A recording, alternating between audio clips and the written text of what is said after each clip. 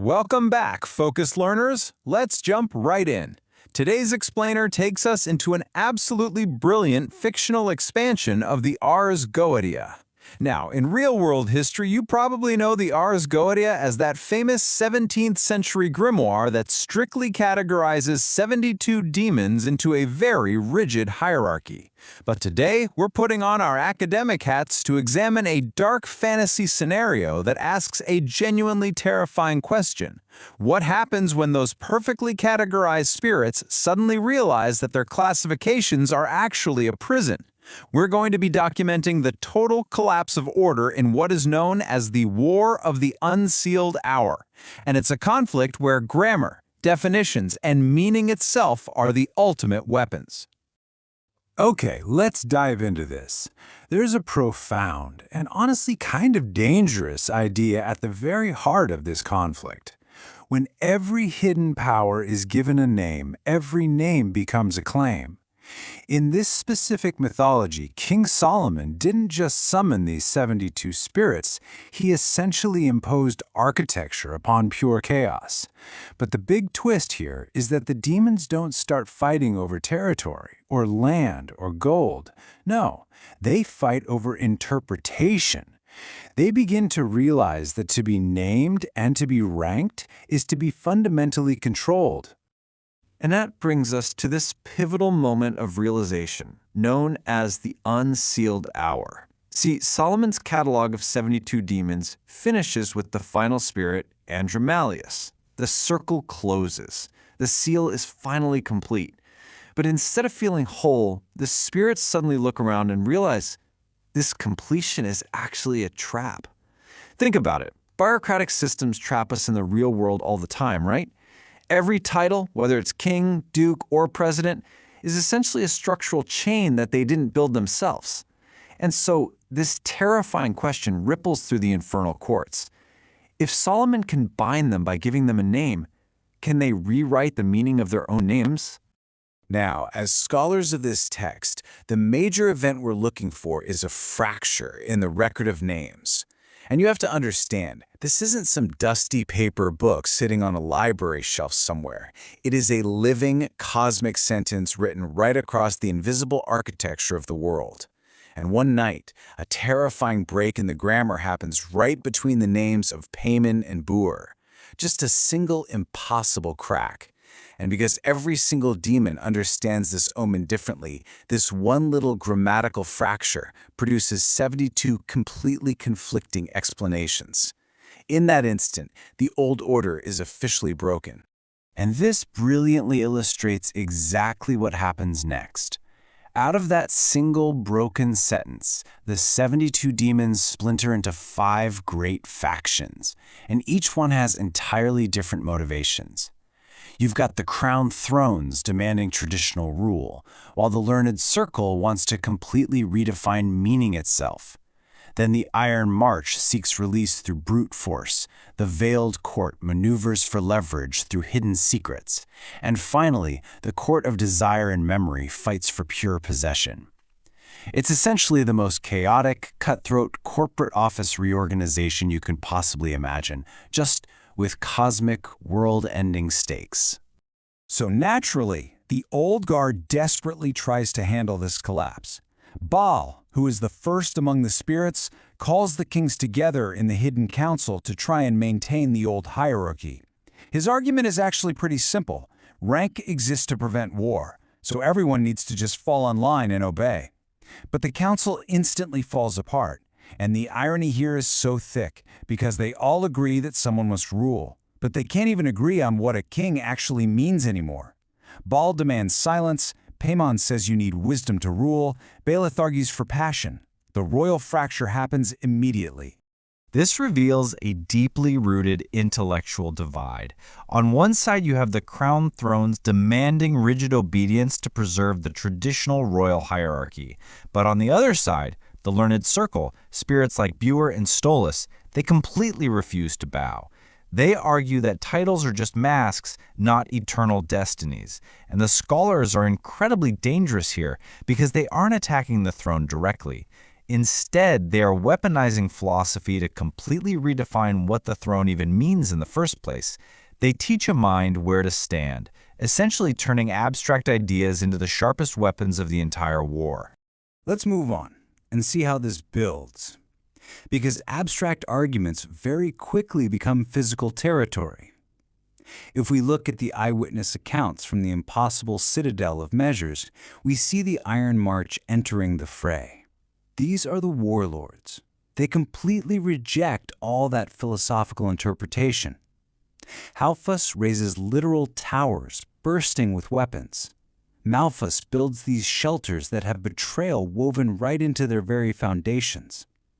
Sabnok fortifies massive walls with pure pain, and Andros acts as a living blade, physically dividing words and pacts. They take that cosmic grammar and transform it into brutal physical force.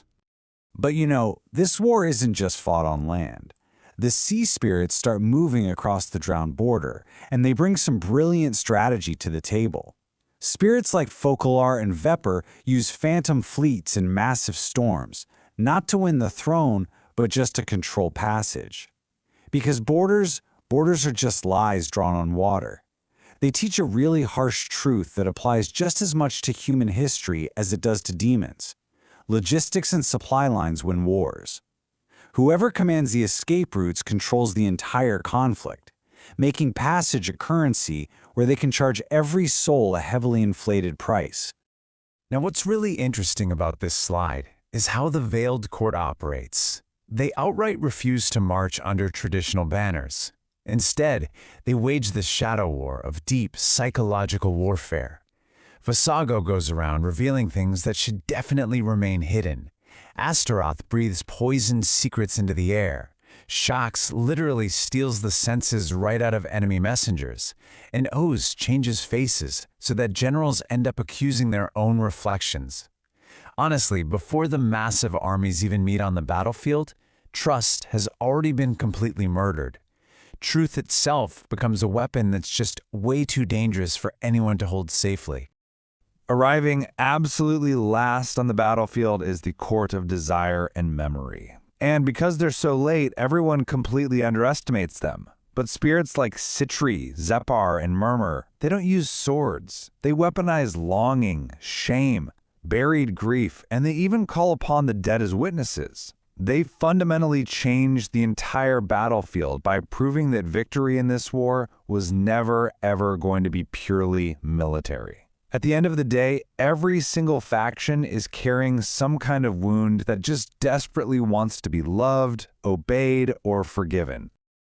Tracing the historical record of this cosmic collapse reveals just how rapidly order spirals out of control. It starts on day one with a simple, single broken sentence in grammar. Within a week, it erupts into the Battle of the Burning Lexicon. That snowballs into months of sheer betrayal during the era of the Three Betrayals. A year in brings us to the incredibly tense climax at the Night of 72 Fires, and it ultimately culminates in a decades-long Cold War known as the First Division. Looking a bit closer at that first open battle, the Battle of the Burning Lexicon, we see total, unadulterated chaos break out. Words are literally igniting on the battlefield. Titles are falling like molten seals. Suddenly, a president becomes a witness, and a king becomes a burden.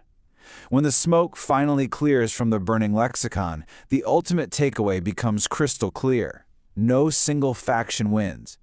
But the battle matters immensely because they all realize in that moment that no single rank can ever command absolute meaning again. So the middle of the war is defined by what the source text calls the Three Betrayals. Step 1, Malphus's towers, which were built for protection, remember, suddenly open up secret doors, proving that fortification without trust is really just a trap. Step 2, Bareth hands out these highly polished answers and advice that slowly make spirits lose their simplicity and their ambition. But the third betrayal, well, that's the most terrifying one. The cosmic record itself starts rearranging their names. Osa becomes Boso, Uval becomes Vol. Identity itself becomes completely unstable. And it's a deeply human fear, really, isn't it? That absolute dread of losing your identity and being reduced to nothing more than a simple job title or a statistic. The climax of this Unsealed Hour brings us to the Mirror Citadel on the night of 72 fires. Every single spirit stands in a place reflecting both their rank and their deepest hidden fears.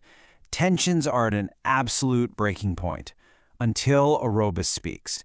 His voice just cuts right through all the empty flattery and the threats to reveal the profound moral center of this entire war. He points out a truth they've all been resisting. Nobody is truly free if their version of freedom requires dominating someone else. And for a brief, fleeting moment, the entire battlefield goes completely still. But of course, a truth spoken isn't a world built. The conflict eventually ends with the First Division. Now, this is not a peace treaty, it is very much a treaty of limits.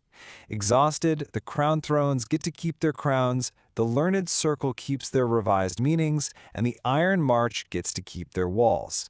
They all finally realize that achieving total, absolute victory would literally mean destroying the very universe they live in. So the demons do not become peaceful. Actually, scratch that. It's more like they become political. The Unsealed Hour closes, but that crack in their reality, it remains. Every future conflict is going to grow from this exact pressure point. Andromalius watches closely, keeping meticulous records of every single betrayal, which brings us to the ultimate lingering question to leave you with today. If total victory destroys the order that lets them exist, what happens when a name simply disappears from the record entirely? That missing name is going to be the spark for the next infernal conflict. Definitely something to think about the next time you accept a title or a label at work, right? Thanks so much for exploring this with me, and I'll see you all next time.